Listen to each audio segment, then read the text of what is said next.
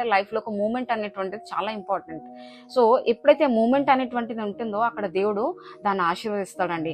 అదే మీరు ఒకవేళ బైబిల్లో చూసుకున్నట్లయితే ఒక ఎగ్జాంపుల్ చెప్తాను. యోహాను సువార్త 5వ అధ్యాయం 8వ వచనం చూసుకుంటే కనుక మరి 38 ఇయర్స్ నుంచి పెరాలసిస్ ఉన్నటువంటి ఆ యొక్క వ్యక్తి జీవితంలో మరి దేవుడు అక్కడ తనను దర్శించినప్పుడు దేవుడు ఎక్కడ కూడా తన ఆ యొక్క మనిషిని ఎక్కడ కూడా టచ్ చేయలేదండి.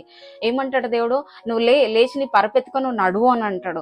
వెంబడే ఆ మనిషి ఏం చేస్తాడు, తను కదులుతాడు. ఎప్పుడైతే తను కదులుతాడో తన జీవితంలో ఏమవుతుందండి, మరి దేవుని శక్తి అక్కడ మరి ఏంటంటే డెమాన్స్ట్రేషన్ అవుతుంది. అక్కడ దేవుని యొక్క శక్తి అక్కడ కనిపిస్తూ ఉంటుంది.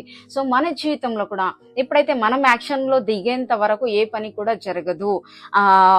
అదే ప్రోవర్బ్స్ 14వ అధ్యాయం 23 వచనంలో చూసుకుంటే గనక ఏ కష్టము చేసినను లాభమే కలుగును, కానీ వట్టి మాటలు లేమికి కారణమగును అంట. సో ఈరోజు మనం ఊరికే మాటలు మాట్లాడుతుంటే దాని నుంచి పొందేది ఏది కూడా ఉండదు. కానీ ఎప్పుడైతే నువ్వు కష్టపడేటువంటి తత్వం కలిగి, ఎప్పుడైతే నువ్వు రెగ్యులారిటీ ఎప్పుడైతే నీ యొక్క జీవితంలో కనిపిస్తూ ఉంటుందో అప్పుడు నీ జీవితం ఖచ్చితంగా ఆశీర్వాదకరంగా ఉంటుందండి.